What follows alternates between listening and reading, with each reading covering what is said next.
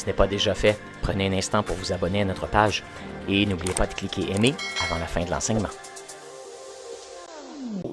Mais justement, en parlant de l'Église qui avance, on a parlé de la royauté de Dieu, on vient de prier pour des chrétiens qui s'en vont à l'Assemblée nationale. Comment est-ce que tout ça forme un tout? Et je trouve qu'on a goûté un peu, on vient d'avoir un échantillon d'un peu différentes manières dont l'Église est active, que l'Église se manifeste aussi bien parmi nous que dans la société. Et justement, on est dans une série en train de voir, c'est quoi l'Église? Si vous avez remarqué depuis le début de l'année, on parle, qu'est-ce que l'Église? Et en train d'essayer de redécouvrir un peu l'Église telle qu'elle est dans le cœur de Dieu. Jésus a dit, je suis venu pour bâtir mon Église, mon ecclésia. Et on a vu le premier dimanche de janvier que l'Église dans le cœur de Dieu, c'est pas juste un groupe, un club social, c'est pas juste un groupe de chrétiens individuels qui se rassemblent, mais qu'il y avait un plan. Et que l'Église, en fait, c'est sur la terre, représente le gouvernement de Dieu sur la terre. On est une agence gouvernementale du royaume des cieux, ici sur terre. Et avec ce privilège-là, il vient aussi une autorité puis une puissance d'agir dans la société, dans les communautés dans lesquelles Dieu nous établit. Donc, il y a cette dimension, on pourrait dire, de gouvernance ici sur la terre. Ensuite, on a vu que l'Église, effectivement, avance, que Dieu se sert. C'est pas juste des individus, mais c'est vraiment un groupe. On fait partie d'une communauté. La semaine dernière, entre autres, on disait qu'il n'existe pas d'Église d'un seul membre. Ça n'existe pas. L'Église est toujours plurielle. Vous faites partie de quelque chose de plus grand que vous et que vous ayez donné votre vie à Dieu, que vous ayez accepté Jésus comme votre sauveur personnel hier, tout seul dans votre chambre, vous avez été amené, transporté et joint à une communauté.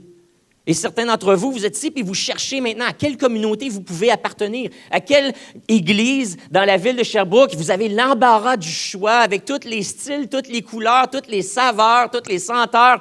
On les a. Vous pouvez faire le tour et aller voir qu'est-ce que Dieu fait dans différentes communautés. Mais on vous a invité à la fin de vous dépêcher à faire un choix. Si vous êtes de ceux qui butinent parmi différentes églises, la parole de Dieu, c'était « Faites votre choix et joignez-vous à une communauté dans laquelle vous allez pouvoir contribuer et avec laquelle vous allez pouvoir grandir et à laquelle vous allez pouvoir justement contribuer à faire grandir cette communauté-là parce qu'on est fait pour vivre ensemble. » Et donc, on continue dans cette lignée-là alors qu'on essaie de comprendre c'est quoi l'Église. Et aujourd'hui, on aborde le thème de l'identité un peu de l'Église. En fait, il y a plus la vocation de l'Église. On parle beaucoup dans notre société de l'identité. C'est toute la question de la charte, justement, qui va être débattue à l'Assemblée nationale cette semaine. Qui sont les Québécois? Qu'est-ce que le Québec? De quoi on veut avoir l'air? Puis là, on essaie d'identifier des valeurs et puis des marqueurs identitaires. Ça fait partie du discours un peu de la culture dans laquelle on vit. Non seulement en tant que société, on pose ces questions-là, mais beaucoup d'emphase aussi est donnée sur quelle est ton identité de genre, entre autres, tout qui fait partie du débat commun. Qui sommes-nous? Qu'est-ce qu'un homme? Qu'est-ce qu'une femme? Qu'est-ce qui est des concepts peut-être qu'on a inventés, qui sont des concepts culturels qu'on a imposés à des gens de différents sexes. Mais c'est quoi l'identité? On est qui? Je suis qui en tant qu'individu? Et on cherche à se définir souvent par nos exploits, par même réinterpréter comment est-ce qu'on change nos noms. Ça fait partie. On n'a plus besoin d'accepter le nom que les parents nous ont donné. On peut se renommer. Et il y a toute cette question-là de qui suis-je? Mais je vais amener le débat un peu plus loin. Ce n'est pas un débat, en fait. Je pense que la Bible veut qu'on aille plus loin que juste qui suis-je. Mais nous amener dans la question pourquoi est-ce qu'on existe? Pourquoi est-ce qu'on existe? Quand tu penses à ta foi, est-ce que tu penses à une foi qui est personnelle, comme Jésus me pardonne mes péchés et me rend juste face à lui, et puis il va venir me chercher puis m'amener au ciel. Est-ce que c'est comme ça que tu vois ta foi? Ou est-ce que tu vois ta foi dans un contexte peut-être plus vocationnel? À quoi me sert ma foi? Est-ce que tu te poses cette question-là? Pas juste qui suis-je aux yeux de Dieu, un pécheur racheté peut-être, ou peu importe la question, mais à quoi ça sert tout ça? À quoi ça rime d'être chrétien? Et cette question-là de vocation, je pense qu'elle est importante. Est-ce qu'on est sauvé juste pour aller au ciel? Ou est-ce que notre existence ici, sur Terre, a un sens plus profond, peut-être plus important qu'on le pense? Qu'est-ce que ça change de voir notre humanité à la lumière de la vocation? Qu'on soit porteur d'une mission.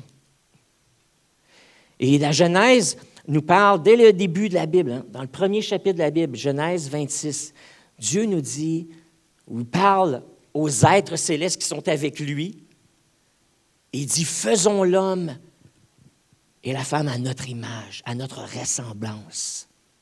Et déjà là, dans les premières pages de la Bible, il y a quelque chose qui vient d'être semé par rapport au fait, de l'identité, oui, on est créé par Dieu, on est voulu de Dieu, on existe par la volonté de Dieu, mais il nous parle aussi de notre vocation, celle d'être l'image de Dieu.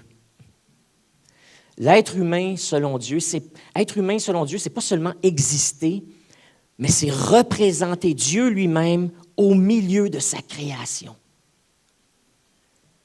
La raison d'être de l'être humain, c'est de représenter Dieu au milieu de sa création. C'est la vocation de l'être humain. Une vocation qui a été brisée lorsque Adam a péché. Une vocation qui a été abdiquée lorsqu'Adam et Ève ont désobéi à Dieu. Ils ont, on pourrait dire ainsi, défiguré Dieu. Et c'est ce que Christ est venu faire lorsqu'il est venu. Il n'est pas juste venu te pardonner tes péchés. C'est tellement plus que ça, le salut. C'est tellement plus que ça, la bonne nouvelle. Il n'était pas juste concerné par tes péchés, tes mauvaises actions qui créent une séparation entre toi et lui. Mais Jésus est venu restaurer ta vocation, ta raison de vivre. Il est venu restaurer l'image de Dieu en toi. Il est venu reconfigurer l'être humain. Et cette semaine, je lisais, alors je me préparais pour le sermon, puis j'avais déjà ce thème-là, que Jésus est venu nous restaurer, nous transformer, nous ramener à notre vocation première d'être l'image de Dieu. Puis j'aime lire la Bible dans différentes versions pour m'aider des fois à aller chercher un sens que peut-être la version dans laquelle je lis habituellement n'est pas évident. Et je lisais dans la version, la Nouvelle Bible seconde cette semaine, je lisais Romains chapitre 8. Et je suis arrivé sur le verset 29 qui m'a profondément interpellé. Dans la version Nouvelle Bible seconde, on peut lire ceci.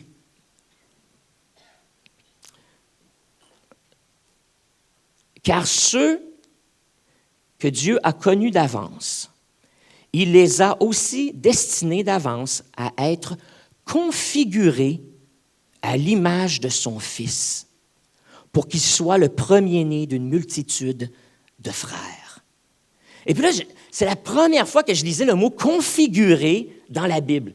On pense souvent à configurer lorsqu'on pense à l'informatique, n'est-ce pas? C'est un terme qui est devenu très commun dans l'informatique. On parle de configurer un programme, configurer un ordinateur, c'est-à-dire on a une idée de ce qu'on veut que la machine fasse et on crée un programme ou on configure un programme, on configure une architecture informatique avec des formules et des différents axiomes et qui va produire un résultat, qui va nous donner, qui va permettre à la machine d'accomplir une tâche qu'on veut qu'il soit accompli. Donc, l'idée de la tâche qu'on a dans la tête, elle se matérialise, l'ordinateur va être capable de le faire, et on configure le programme ou la machine pour arriver à un résultat précis. Et pourtant, le mot « configurer » existait bien avant l'ère de l'informatique. Le mot « configurer » veut dire, en fait, de rendre quelque chose semblable à une autre chose, de rendre conforme à un modèle quelconque ou modeler une image sur le modèle de quelqu'un ou de quelque chose. Donc, le mot « configurer », conformer, modeler, façonner à l'image de. Ici, l'apôtre Paul est en train de dire, qu'est-ce que Christ est venu faire? Christ est venu, en fait, Dieu nous configure à l'image de Christ. Christ est le modèle et Dieu, à travers son Saint-Esprit, ce qu'il fait en nous lorsqu'on vient à lui, qu'on s'abandonne à lui, il nous reconfigure, il nous rend semblables à Jésus. Il veut qu'on ressemble à son Fils, qui est, selon Paul, le premier-né de nombreux frères. En fait, qu'est-ce qui se passe avec Jésus? Qu'est-ce qui fait partie de la bonne nouvelle qu'on a chantée ce matin? C'est le fait que l'image brisée de Dieu dans la vie de l'être humain est restaurée en Jésus, que Jésus est l'image parfaite ou le reflet parfait de Dieu. Que l'être humain, depuis la création, depuis la chute d'Adam, avait oublié de quoi Dieu avait l'air. Avait oublié qui était Dieu. Avait oublié sa personnalité, avait oublié son identité, avait oublié peut-être sa forme d'une certaine façon. Et dans sa quête de retrouver Dieu, de retrouver l'image de Dieu, s'est inventé toutes sortes de dieux, toutes sortes de spiritualités. Et s'est lancé dans toutes sortes d'explorations. Et certains d'entre vous, c'est le parcours que vous avez fait avant d'arriver à l'église de Carrefour. Vous avez été introduits à toutes sortes de pensées ésotériques, peut-être certains d'entre vous de pensées différentes religions, différentes sectes. Vous avez eu tout un parcours et vous avez exploré toutes sortes de choses pour arriver à un moment donné dans une église qui parlait de Jésus. Puis vous avez dit, c'est ça que je cherchais. Je l'ai trouvé. Le Dieu que je cherche depuis que je suis tout petit ou depuis que je me suis lancé dans cette quête spirituelle-là, je l'ai enfin trouvé. Il s'appelle Jésus. Et vous avez découvert un Dieu qui est tellement différent de ce que vous pensiez. Un Dieu qui n'est pas juste une forme impersonnelle ou un être impersonnel, une force. Un Dieu qui n'est pas juste égal à l'univers, mais qui est au-dessus de l'univers que lui a créé. Un Dieu qui n'est pas juste un esprit ou qui n'est pas juste des anges avec lesquels on interagit, mais le Dieu des armées qui contrôle tous les êtres spirituels. Aussi bien ceux qui sont tangibles comme nous que ceux qui sont invisibles. Le Dieu des armées. Vous avez découvert un Dieu qui n'est pas un Dieu qui cherche à se venger et qui attend à la première erreur qu'on fait pour nous taper sa tête. Ou qui est là puis en train de juger, là, est-ce que je l'envoie à l'enfer ou est-ce que je l'envoie au ciel? Mais vous avez trouvé un Dieu qui est compatissant, qui est aimant, qui pardonne et qui pardonne encore. Un Dieu qui transforme. Christ est l'archétype de l'image parfaite de Dieu. C'est ce que le Nouveau Testament nous enseigne dans Colossiens 1,5. Ça nous dit « Christ est l'image du Dieu invisible ». Tu cherches à comprendre qui est ce Dieu invisible dont la Bible parle. Apprends à connaître Jésus. Lis les histoires de Jésus. Lis les évangiles, Matthieu, Marc, Luc, Jean. Qu'est-ce que Jésus a fait quand il était sur la terre? Tu vas découvrir le reflet de Dieu, du Dieu invisible, qui lui a pris une forme visible. Est venu habiter parmi nous. Hébreux 1, chapitre 1, verset 3, nous dit « Jésus est le rayonnement de la gloire de Dieu et l'empreinte de la personne de Dieu. » Le rayonnement de Dieu, l'empreinte de sa personne. Une empreinte, C'est unique, hein? Nos empreintes sont uniques, il n'y en a pas deux pareilles. Et ici, ça nous dit que Jésus est l'empreinte unique de Dieu. Elle correspond, ce que la Bible nous décrit de Jésus correspond exactement à Dieu. Il est son empreinte. Quelle belle image pour nous parler de Jésus. Jésus n'est pas seulement venu révéler Dieu, mais je vous dirais aussi qu'il est venu révéler à l'être humain sa vocation. Il est venu rappeler à l'être humain que nous sommes appelés à être le miroir, le reflet de Dieu. Et Christ a incarné cette réalité-là. Il est l'archétype de l'humain parfait. Il n'est pas seulement le reflet ou l'empreinte de Dieu, mais il est l'archétype, le modèle parfait sur lequel tous les autres sont calqués.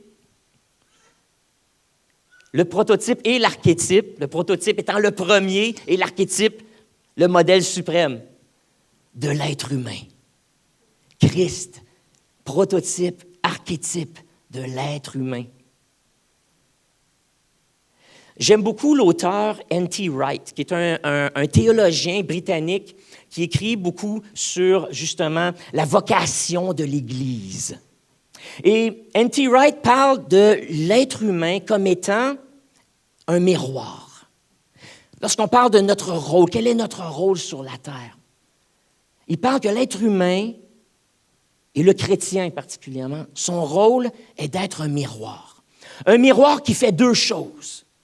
Premièrement, ce miroir-là sert à prendre ce qui est de Dieu et de le refléter au sein de la création. Donc, la gloire de Dieu, les actions de Dieu, la personnalité de Dieu, les valeurs de Dieu, les priorités de Dieu, sa manière d'opérer, de prendre tout ce qui est bon de Dieu et de le refléter à travers nos vies aux humains qui sont autour de nous et à incarner la présence de Dieu ici sur terre, afin que ceux qui ne connaissent pas Dieu puissent le découvrir. Afin que Dieu, qui a donné à l'être humain la responsabilité de gouverner sur la terre, puisse gouverner à travers nous, se manifester à travers nous sur terre. Donc, ce miroir-là est un peu en angle. Il prend ce qui vient d'en haut, puis ensuite le reflète ici-bas au sein de la création de Dieu. Mais il y a un second mouvement ou une seconde réflexion ou une utilité à ce miroir-là, c'est que non seulement il prend ce qui est d'en haut, puis il le reflète ici-bas sur terre, mais il prend aussi tout ce qui est sur la terre et il le reflète à Dieu. Et ça fait partie de notre vocation. Il ne faut pas oublier qu'on a un double rôle. Celui de régner sur la terre, ça c'était le premier sermon qu'on a prêché en début janvier, puis le deuxième aussi, on abordait ce sujet-là. Mais maintenant, je vous amène dans cette dimension où on prend aussi ce qui appartient au monde humain, et notre rôle, c'est de le refléter à Dieu. On prend ce qui appartient aux hommes, le rôle de louer Dieu, d'adorer Dieu, de proclamer la royauté de Dieu. C'est notre rôle en tant qu'être humain, de chanter et d'adorer Dieu, de se joindre à toute la création et de proclamer que Dieu est bon, que Dieu est grand, que Dieu est fidèle, que Dieu est aimant, que Dieu est gracieux, bienveillant, que Dieu est patient. Et de prendre ces louanges-là puis de refléter à Dieu et qu'il entende sa création le louer, l'adorer. On prend ce qu'il y a de plus beau, on le reflète à Dieu, mais aussi on prend la souffrance humaine aussi. C'est notre rôle de refléter à Dieu la souffrance humaine dont on est témoin. Parfois c'est dans nos propres vies, mais parfois c'est dans nos sociétés.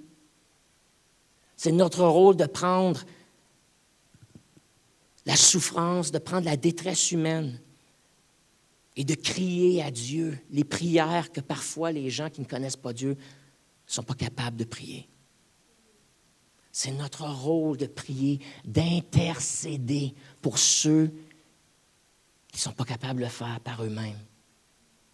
Ceux qui ne connaissent pas Dieu. On reflète ce qui est le plus beau, mais on reflète le plus laid, le plus triste aussi. Et on dit Dieu intervient. On intercède.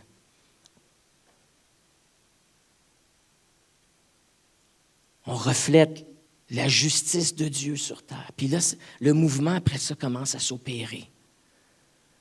Dieu veut refléter son amour, mais on voit de l'injustice. Cet amour-là n'est pas manifesté en certains endroits. Donc, notre rôle, on crie à Dieu au nom de la création. Dieu intervient, puis Dieu dit, oui, je veux intervenir à travers toi. Viens, puis va dans les milieux où tu es, puis viens, toi, apporte mes solutions, les solutions de mon royaume dans les milieux dans lesquels tu vis. Et puis là, le mouvement est là, puis il se fait. On prend ce qui est en haut, on l'amène ici-bas. On prend ce qui est en bas, puis on l'amène à Dieu, puis, et vice-versa. On est un miroir avec deux mouvements.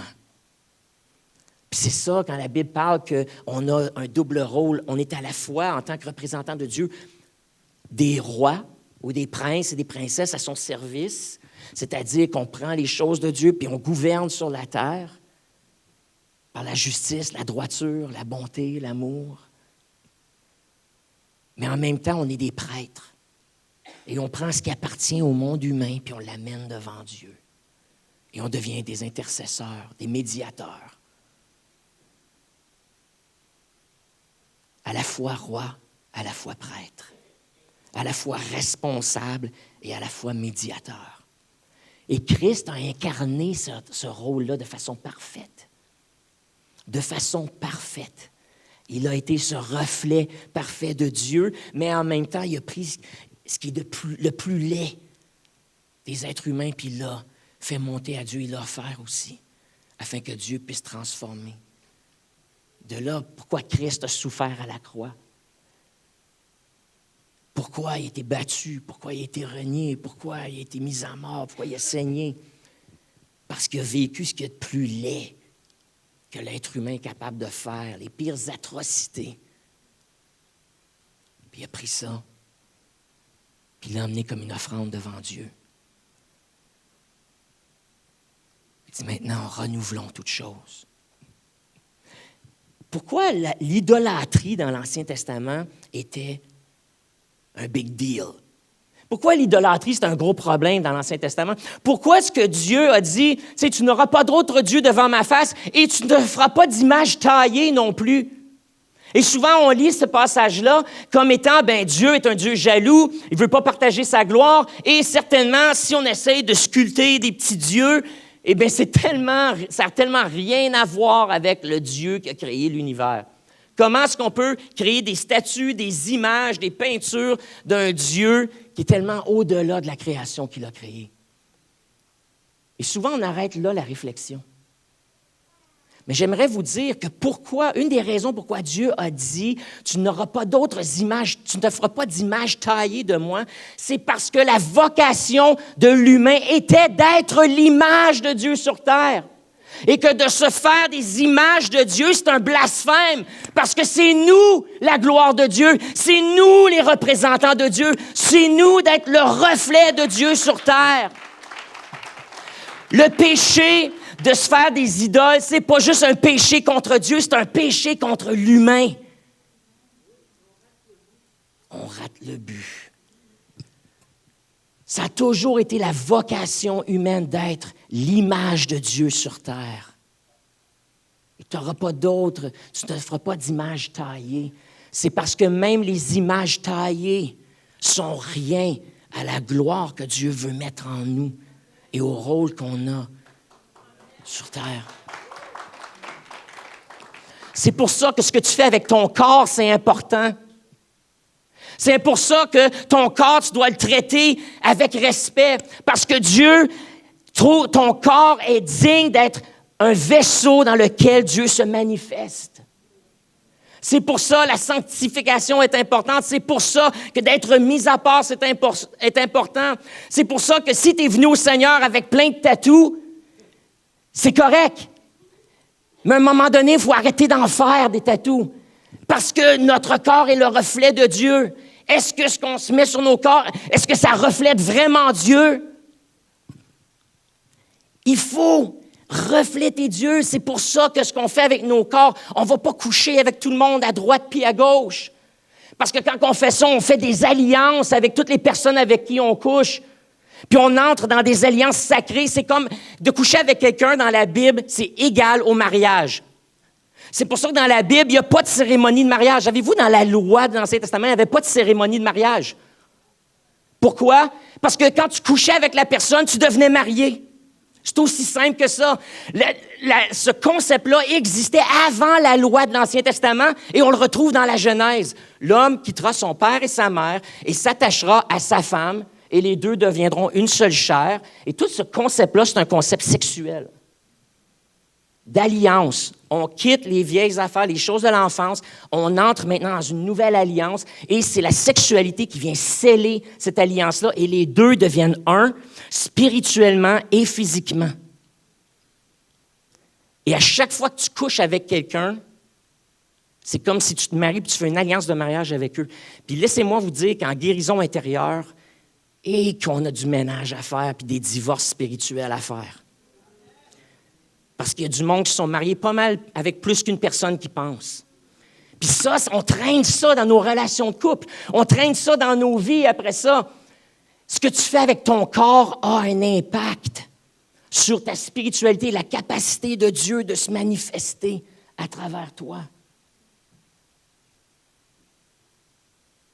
Ton corps est la semence du corps que tu vas avoir quand Christ va venir restaurer toutes choses.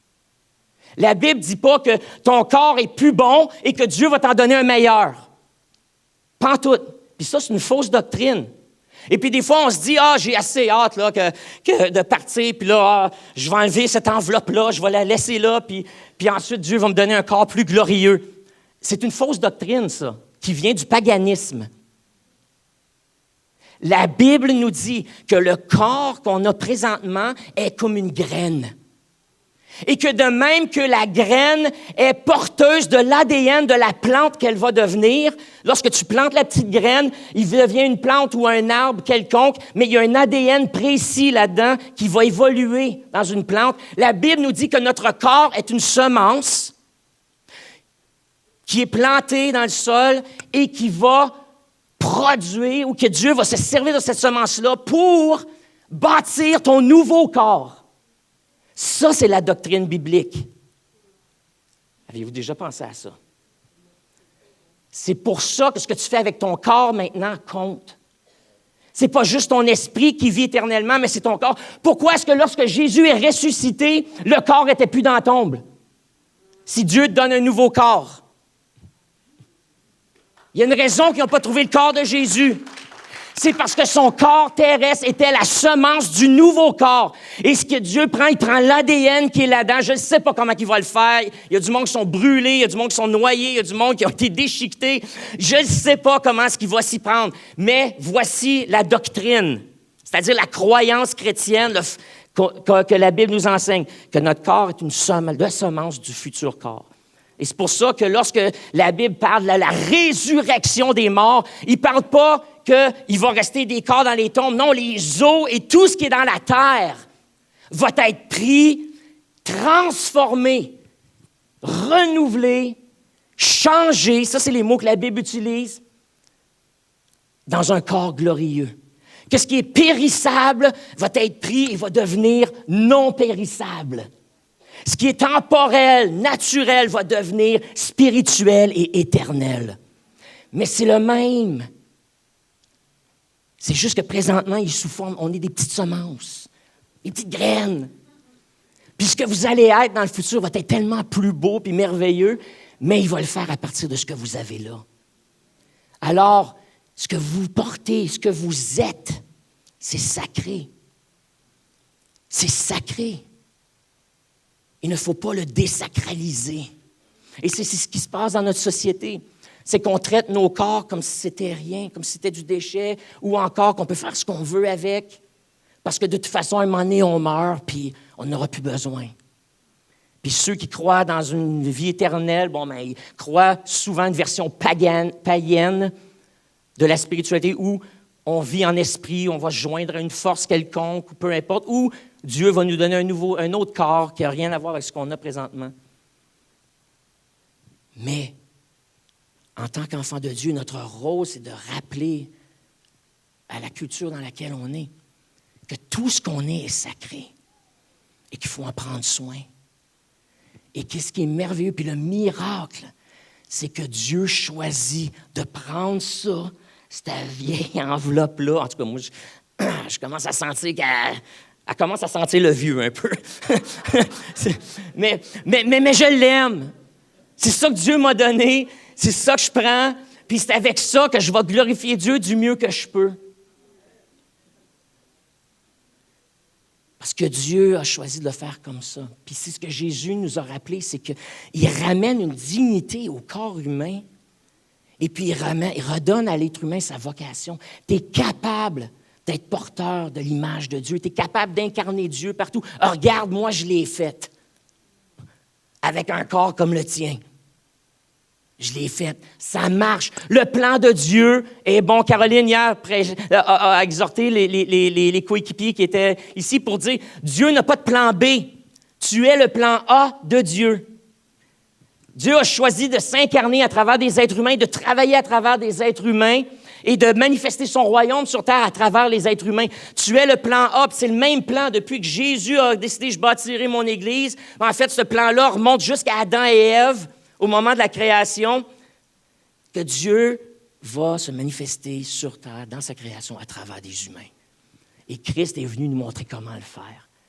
Et puis maintenant, lorsqu'on abandonne notre vie à Christ, lorsqu'on déclare que Christ est roi, que Christ est sauveur, que Christ est glorieux, l'agneau assis sur le trône, c'est-à-dire qu'il est un roi parfait, l'image de l'agneau, c'était cette idée de l'emblème de la perfection ou de la pureté. L'emblème de la pureté, c'est un petit agneau qui n'a jamais rien fait de mal à personne, qui est beau, qui est blanc, qui est cute. L'emblème de la pureté. Et la Bible nous dit que Christ était comme un petit agneau qu'on a conduit à l'abattoir. Mais dans l'Apocalypse, lorsqu'on lit les visions que l'apôtre Jean a eues, il dit « Hey, j'ai vu un moment donné un lion sortir, puis se présenter, puis à un moment donné, le lion s'est transformé en petit agneau. » Puis c'était deux images de Jésus, puis c'est pour ça qu'on chantait tantôt « Le lion, l'agneau, le lion, l'agneau. » Bien là, décidez un peu, c'était nouveau, tu te dis « C'est quoi, c'est un lion, c'est un agneau, c'est quoi cette affaire-là? » C'est des images de Christ, de Jésus, qui est le roi de la jungle, le roi, l'animal qui domine, est en haut de la food chain. Il est lion, mais en même temps, il est doux, pur, comme un agneau. Il incarne les deux. On ne peut pas choisir. Jésus est les deux, lion et agneau. Et je vous dirais que nous aussi, c'est ce qu'on doit incarner. Il y a parfois, il faut se défendre. Il faut incarner la justice de Dieu sur terre. Il faut aller à l'Assemblée nationale, puis il faut parler, puis dire il y a des lois qui sont en train d'être passées, qui sont détrimentales, pas juste pour l'Église, pour la société en général. Parce que la société se dirige vers l'athéisme et non pas vers la neutralité religieuse, mais littéralement l'athéisme et le rejet de Dieu. Il faut rappeler que Dieu est roi, que Dieu existe et il y a des gens qui y croient et que leurs droits doivent être respectés.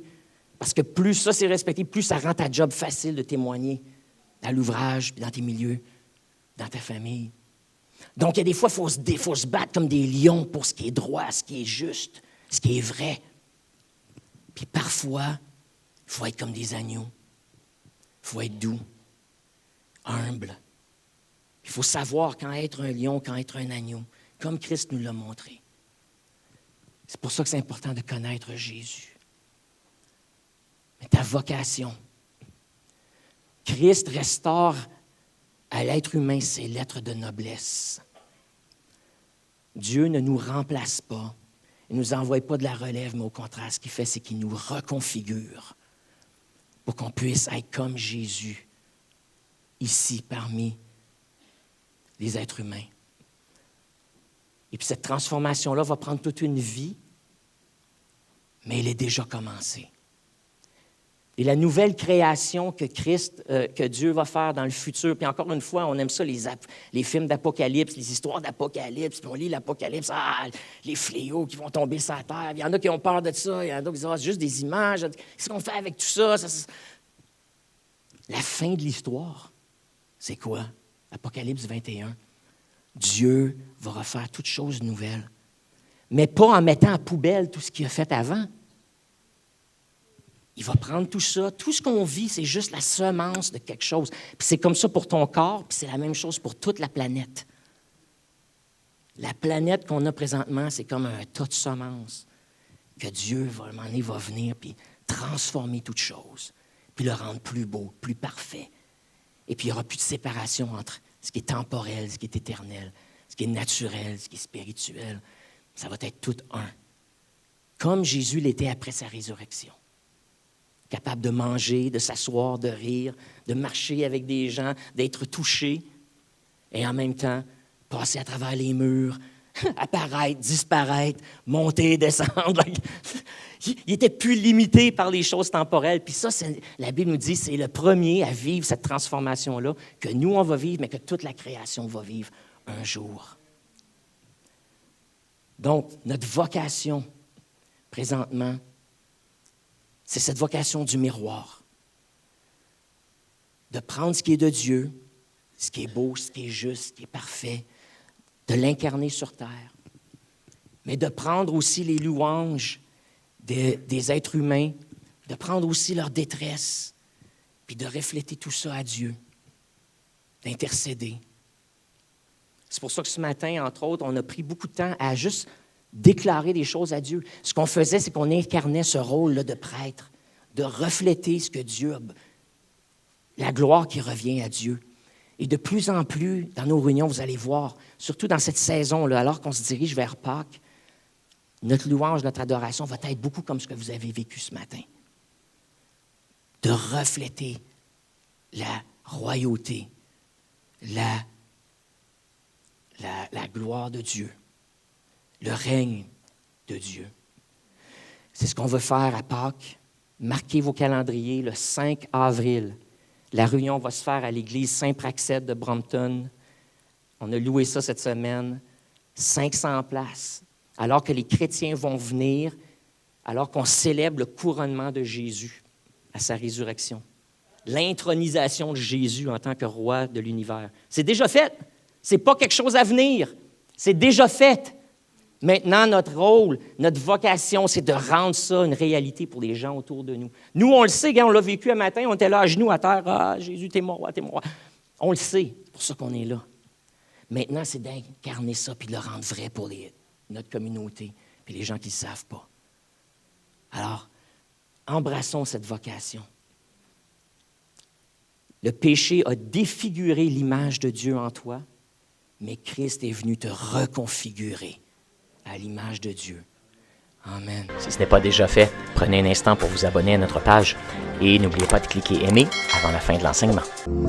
Si vous avez besoin de prière ou d'accompagnement spirituel, n'hésitez pas à communiquer avec nous à l'adresse courriel suivante: sos@lecarrefour.org.